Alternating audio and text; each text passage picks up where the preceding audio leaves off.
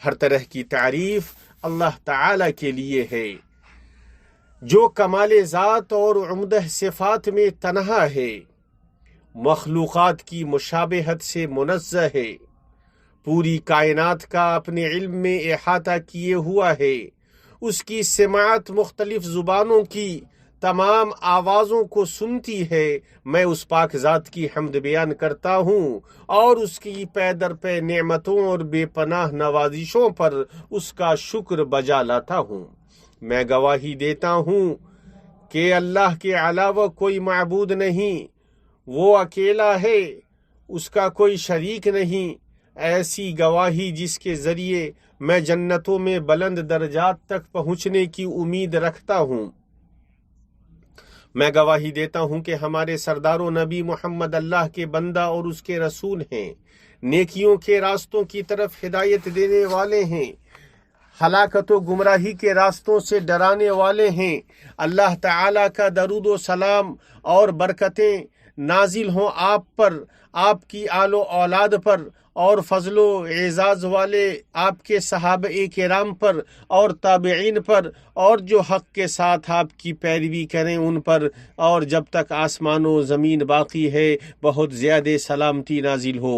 اما بعد، اے لوگو، میں آپ سب کو اور خود کو اللہ کے تقوی کی وصیت کرتا ہوں۔ اللہ آپ سب پر رحم کرے، اللہ کا تقوی اختیار کریں اور جان لیں کہ جو اپنے رب کا فرما بردار ہوا اس نے سعادت حاصل کی، جو اپنے گھر میں امن سے رہا اس نے سعادت حاصل کر لی، جو دل کا مالدار ہوا اس نے بہت زیادہ حاصل کر لیا، اور جو اپنی آمدنی سے خوش ہوا اس نے قیادت حاصل کر لی۔ عاقل وہ ہے جس نے یہ جان لیا کہ دنیا فریبی اور دھوکہ باز ہے، اس کی حیثیت ایک پل کے غم کے برابر کی بھی نہیں، اور عقل مند وہ ہے جس نے اسے اپنے رب کی عبادت و طاعت میں استعمال کیا۔ کیسے وہ شخص پریشان ہو سکتا ہے اللہ جس کا رب ہو؟ کیسے وہ شخص غمگین ہو سکتا ہے اللہ جس کے لیے کافی ہو؟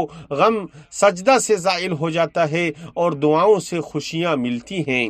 اے اللہ کے بندو، جب عافیت کی عادت پڑ جاتی ہے تو اسے بھلا دیا جاتا ہے، اور جب وہ ختم ہو جاتی ہے تو اسے پہچانا جاتا ہے۔ اپنے جسم سے قبل اپنے دل کو صاف کرو، اپنے ہاتھ سے قبل اپنی زبان کو صاف کرو، اور اپنے رب سے حسن ظن رکھو۔ سب سے عظیم سعادت یہ ہے کہ آپ اللہ کی ستر پوشی میں رہتے ہوئے زندگی گزاریں۔ اللہ نے کہا، اور انہوں نے دنیا میں جو کچھ کیا ہوگا اسے اپنے سامنے پائیں گے۔ باپ کی ریڑھ کی ہڈی سے جو نکلے یا ماں کے رحم میں جمع ہوئے یا ان دونوں میں نشو و نما پائے تو وہ حقیقی بھائی ہیں یا اللہ بھائی ہیں یا اخوافی بھائی ہیں، اور وہ سب کے سب نسبی بھائی ہیں۔ ماں کے پیٹ نے انہیں اٹھایا، اس کی گود نے انہیں چمٹائے رکھا اور اپنا دودھ انہیں پلایا۔ بھائیوں کا رشتہ نسبی رشتہ، فطری محبت اور شرعی قربت ہے۔ بھائی اور بہن دنیا کی خوبصورتی اور آنکھ کا پتلا ہیں، انہیں جوڑنے سے زندگی مضبوط ہوتی ہے، ان کی محبت سے سعادت حاصل ہوتی ہے، ان کے ساتھ صلہ رحمی سے اللہ کی اطاعت حاصل ہوتی ہے اور اس کی خوشنودی کا حصول ہوتا ہے۔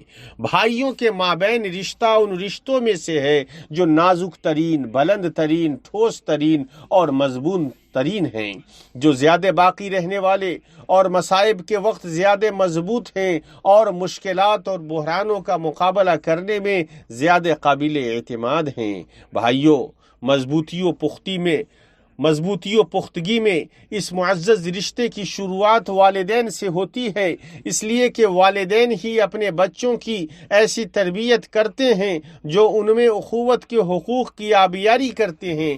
بچوں کے ساتھ ان دونوں کا تعامل ہی دراصل اس رشتے کا راز ہے جو بھائیوں کے مابین پروان چڑھتا ہے۔ ان میں سب سے عظیم اور اہم بچوں کے ساتھ ہر طرح کے تعامل میں انصاف کو برقرار رکھنا ہے۔ جیسے بچوں پر نظر ڈالنا، انہیں بوسہ دینا، انہیں تحفہ و عطیہ دینا، غلط موازنہ سے بچنا، کسی کو چھوڑ کر کسی کے ساتھ سخت برتاؤ سے دور رہنا، اور ان میں جو حوصلہ افزائی کا مستحق ہو اس کی حوصلہ افزائی، دوسروں کی تحقیر یا ان کی شان گھٹا کر نہ کرنا۔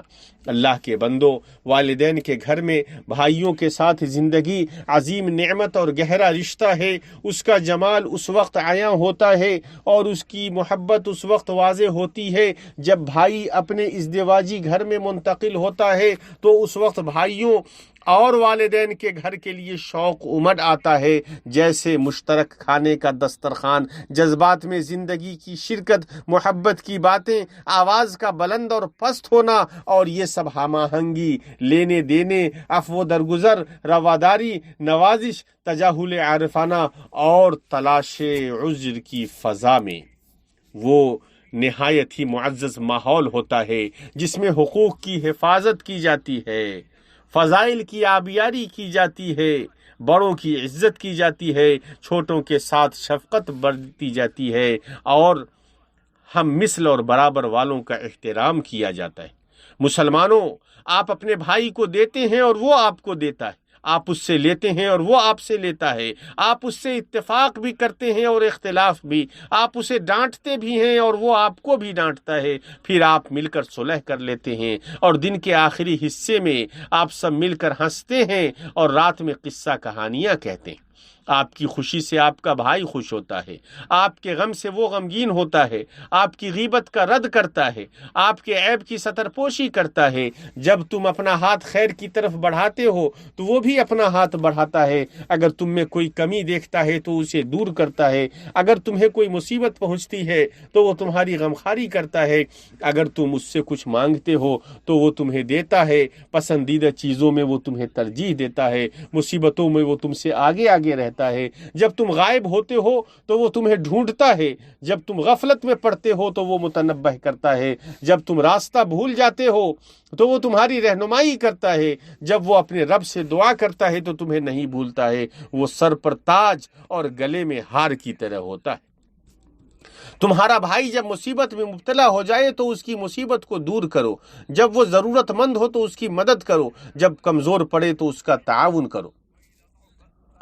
بھائی زمانے کی مصیبتوں میں مددگار ہوتا ہے، اس کا سایہ حاصل کیا جاتا ہے، اس پر بھروسہ کیا جاتا ہے، جن لوگوں پر بھروسہ کیا جاتا ہے ان میں وہ سب سے زیادہ بھروسہ مند ہیں، اور جن کے پاس امانت رکھی جاتی ہے ان میں وہ سب سے زیادہ امانت دار ہیں۔ تمہارا بھائی تمہارا اپنا بھائی ہے، نیکیوں کو پھیلاتا ہے، برائیوں کو چھپاتا ہے۔ جب تم اس کی خدمت کرتے ہو تو وہ تمہاری حفاظت کرتا ہے۔ بھائیو، تفسیر کی باریکیوں میں سے یہ ہے کہ اللہ سبحانہ نے جب بھی کسی نبی کا ذکر کیا تو ان کے متعلق بتایا کہ وہ اپنی قوم کے بھائی ہیں۔ عاد کی طرف ان کے بھائی ہود کو بھیجا، نیز اللہ نے فرمایا سمود کی طرف ان کے بھائی صالح کو بھیجا۔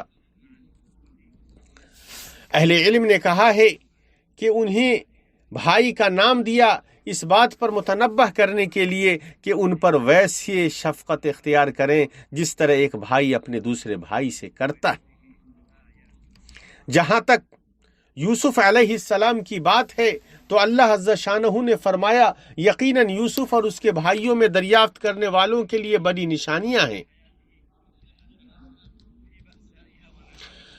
یوسف علیہ السلام کے ادب اور حسن تعامل میں سے یہ ہے کہ آپ نے بھائیوں کی سرزنش نہ کی، نہ ہی غلطی کو ان کی طرف منسوب کیا، بلکہ یہ کہا اس اختلاف کے بعد جو شیطان نے میرے اور میرے بھائیوں کے بیچ ڈال دیا تھا، آپ کی جانب سے ملامت والی کوئی عبارت یا سرزنش والا کوئی لفظ یا تکبر کی کوئی حالت یا غلبے کی کوئی صورت صادر نہیں ہوئی، بلکہ یہ کہا میں یوسف ہوں اور یہ میرا بھائی ہے۔ آپ نے اپنا نام بغیر کسی لقب یا منصب کے ذکر کیا۔ اس عظیم قصے کی نشانیوں میں سے یہ ہے کہ یوسف علیہ السلام اپنے اوپر اللہ کی نعمتوں کو شمار کر رہے تھے، چنانچہ انہوں نے کہا اس نے میرے ساتھ بڑا احسان کیا جبکہ مجھے جیل خانے سے نکالا۔ آپ نے کنویں میں ڈالنے کے واقعے کو بھی ذکر نہیں کیا تاکہ اپنے بھائیوں کے حقوق کو محفوظ کر سکیں، اور یہ آپ کی طرف سے ایک احسان تھا تاکہ انہیں شرمندہ نہ کریں اور نہ ہی ان پر غلبے کا اظہار کریں۔ جہاں تک موسیٰ علیہ السلام کی بات ہے تو بہن اور بھائی کے ساتھ ان کی ایک شان ہے، جہاں تک ان کی بہن کی بات ہے تو وہ رحمت و مہربانی اور شفقت کا مقام تھی۔ اللہ نے فرمایا موسیٰ کی ماں نے ان کی بہن سے کہا کہ اس کے پیچھے پیچھے جاؤ۔ جہاں تک ان کے بھائی کی بات ہے تو وہ قوت اور بازو مضبوط کرنے کا مقام تھے۔ انسان جس قدر بھی مرتبہ حاصل کر لے، گرچہ نبوت ہی کیوں نہ ہو، پھر بھی وہ اخوت کی حرارت سے بے نیاز نہیں ہو سکتا۔ اسی لیے جب موسیٰ علیہ السلام کی ذمہ داری بڑھ گئی اور آپ بہت ساری مشکلات اور مصیبتوں سے دوچار ہو چکے تھے اور اپنی قوم سے اس گناہ کی وجہ سے بھاگے تھے جو ان سے سرزد ہو گیا تھا اور کئی سال تک فرار ہو کر غائب رہے تھے، تو جب آپ کے پاس وہ عظیم ذمہ داری آئی جو علی الاطلاق سب سے عظیم ذمہ داری ہے اور جان لو وہ نبوت کی ذمہ داری ہے، اس وقت موسیٰ علیہ السلام نے اپنے رب سے دعا مانگی، اس لیے کہ انہیں پتا تھا کہ اللہ کے بعد ان کے بھائی کے علاوہ ان کا کوئی نہیں۔ تو انہوں نے کہا اور میرے گھرانے سے ایک میرا وزیر مقرر کر دے، میرے بھائی ہارون کو مقرر کر دے، ان کے ذریعے میری قوت کو بڑھا دے اور میری دعوتی مہم میں ان کو میرا شریک بنا دے۔ تو ان کے رب نے انہیں جواب دیا اور ہم نے ان کے ساتھ ان کے بھائی ہارون کو ان کا وزیر بنا دیا۔ اور اللہ تعالیٰ نے فرمایا اور اللہ نے کہا کہ میں آپ کے بھائی کے ذریعے آپ کے بازو مضبوط کروں گا۔ مسلمانوں، خسارہ اور گھاٹے میں سے یہ ہے کہ تم اپنے بھائی کے مرتبے کو اس وقت تک نہ سمجھو جب تک کہ تم اسے کھو نہ دو، یا تو موت کی وجہ سے یا دنیاوی لالچ کی وجہ سے، تو تم اکیلے رہ جاؤ اور کسی چیز کی قدرت نہ رکھو۔ کتنے بھائی ہیں جو اپنے بھائی کی قبر پر جا کر روئے، اس بات کی تمنا کر رہے تھے کہ کاش جدائی کی گھڑی سے قبل آپس میں وہ دونوں صلح کر لیے ہوتے۔ قوت و متانت کے ساتھ اخوت کی حفاظت کرنا عقل، حکمت، صبر، تحمل اور قربانی کا تقاضا کرتا ہے۔ اللہ نے فرمایا ہم آپ کو احسان کرنے والوں میں سے دیکھتے ہیں۔ اپنے بھائیوں کے کاموں کا تجزیہ اور ان کی چھان بین نہ کریں، کیونکہ ان میں سے اکثر یا زیادہ تر بے ساختہ اور از خود ہو جاتے ہیں۔ وہ تجزیہ یا گہرائی کو قبول نہیں کرتے اور نہ ہی ان پر غور کیا جانا چاہیے۔ جان لو تمہارے بھائیوں کے ساتھ تمہارا رشتہ جس قدر بھی لمبا کیوں نہ ہو جائے، لیکن وہ ہمیشہ نہیں رہے گا۔ عنقریب جلد آنے والی موت اسے کاٹ دے گی۔ اللہ آپ کی حفاظت فرمائے تو قولاً و عملاً ہر طرح کے خیر و نوازش کے کاموں میں بڑھ کر حصہ لو، اور احسان اس لیے نہ کرو کہ اس سے زیادہ حاصل کرو۔ اگر آپ علم یا منصب یا مرتبہ یا دولت یا شہرت والے ہیں تو جب آپ اپنے اہل یا بھائیوں کے ساتھ ہوں تو ان لبادوں کو اتار دیں۔ اپنے بھائیوں سے رابطہ کرنے میں جلدی کرو، گرچہ آپ کو یہ لگ رہا ہو کہ حق تمہارا ہے۔ مالی لین دین کو باریکی کے ساتھ منظم کرنے کی کوشش کریں۔ کمال و جمال اور مروت میں سے یہ ہے کہ اپنے بھائیوں پر فخر کریں اور جس فضل و مرتبہ کی وجہ سے ممتاز ہیں اس پر فخر کریں۔ تمہارے اخبار و احوال تمہارے ذریعے بھائیوں تک پہنچنا چاہیے، تمہارے علاوہ کسی دوسرے کے ذریعے نہیں، اور اس سلسلے میں مصلحت کا اندازہ لگا لو۔ اللہ آپ کی حفاظت کرے، اور جان لیں کہ کسی چیز کی کثرت اسے سستا بنا دیتی ہے، اس لیے آپ بہت زیادہ ملامت کرنے والے، تنقید کرنے والے، سرزنش کرنے والے، کھود کرید کرنے والے اور شکایت کرنے والے نہ بنیں۔ جان لیں کہ سرزنش کی کثرت نفرت اور کنارہ کشی کی راہ ہے۔ علی رضی اللہ عنہ کہتے ہیں جس نے اپنے بھائی کو نیک نیتی سے نہیں رکھا تو اچھے کام پر وہ اس کی تعریف نہیں کرے گا۔ حمدان القصار رحمہ اللہ کہتے ہیں جب تمہارے بھائی سے لغزش ہو جائے تو اس کے لیے 70 عذر تلاش کرو، پھر بھی اگر اسے تمہارا دل قبول نہ کرے تو جان لو کہ عیب تمہارے اندر ہے، اس لیے کہ تمہارے سامنے 70 عذر ظاہر ہوئے اور تم نے انہیں قبول نہیں کیا۔ اپنے عمدہ ترین مفہوم میں وہ اخوت کتنی ہی خوبصورت ہے جس میں اختلاف ہو، پھر اطمینان و سکون ہو جائے، پھر معذرت کر لی جائے، پھر معاف کر دیا جائے، پھر دعا کی جائے اور مغفرت طلب کی جائے۔ ارشاد ربانی ہے، موسیٰ نے کہا اے میرے رب مجھے اور میرے بھائی کو معاف کر دے اور ہمیں اپنی رحمت میں داخل کر دے۔ اللہ آپ کی حفاظت فرمائے۔ اختلاف کا حل یا تو حکمت سے ہونا چاہیے یا عدالت میں۔ جہاں تک عدالت کی بات ہے تو اس کا دروازہ بہت وسیع ہے، اس کی سیڑھی لمبی ہے، اس کے چوکھٹ بہت زیادہ ہیں ٹیڑھے میرے راستوں اور گھماؤ والی سرنگوں میں، اور اس کا انجام دور ہے، اور کبھی تو اس کا نتیجہ اچھا ہوتا ہے اور کبھی اچھا نہیں ہوتا۔ جہاں تک حکمت کی بات ہے تو اس کا دروازہ مختصر ہے، وہ چوکھٹوں سے خالی ہے، سیڑھیوں سے محفوظ ہے۔ آپ اس دروازے میں اس وقت داخل ہوتے ہیں جب آپ اپنے سر کو جھکاتے ہیں، اور اس میں داخل ہوتے ہی اس کے انجام تک پہنچ جاتے ہیں، اور اس کا انجام بہتر ہوتا ہے۔ دوستو، اخوت کی حقیقت یہ ہے کہ دل میں محبت ہو، زبان پر شفقت ہو، محبت کے ذریعے مدد ہو، ادب کے ذریعے مضبوطی پیدا کی جائے، عیب کا بہترین دفاع کیا جائے، باہمی مدد ہو، تعلیم ہو اور تجربات کا تبادلہ ہو۔ اللہ رب العالمین میرے دل کو کھول دے اور میرے دل کو تسلی عطا کر دے، اور اللہ رب العالمین تو ہمیں بہترین دیکھنے والا ہے۔ اللہ رب العالمین ہمیں کتاب و سنت میں برکت عطا فرما اور ان دونوں سے ہمیں فائدہ پہنچا۔ میں اپنی یہ باتیں کہتا ہوں اور اللہ رب العالمین سے اپنے لیے اور آپ سب کے لیے مغفرت طلب کرتا ہوں۔ اسی سے مغفرت طلب کرو، وہ بہت زیادہ معاف کرنے والا اور بہت زیادہ رحم کرنے والا ہے۔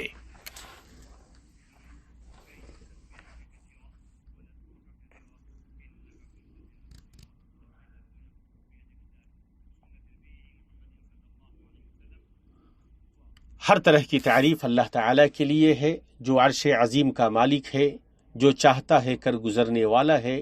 میں اس پاک ذات کی حمد بیان کرتا ہوں اور اس کا شکر بجا لاتا ہوں۔ میں اس کے شکر سے مزید کی امید رکھتا ہوں۔ میں گواہی دیتا ہوں کہ اللہ کے علاوہ کوئی معبود نہیں، وہ اکیلا ہے، اس کا کوئی شریک و ساجھی نہیں، جو چاہتا ہے وہ فیصلہ کرتا ہے۔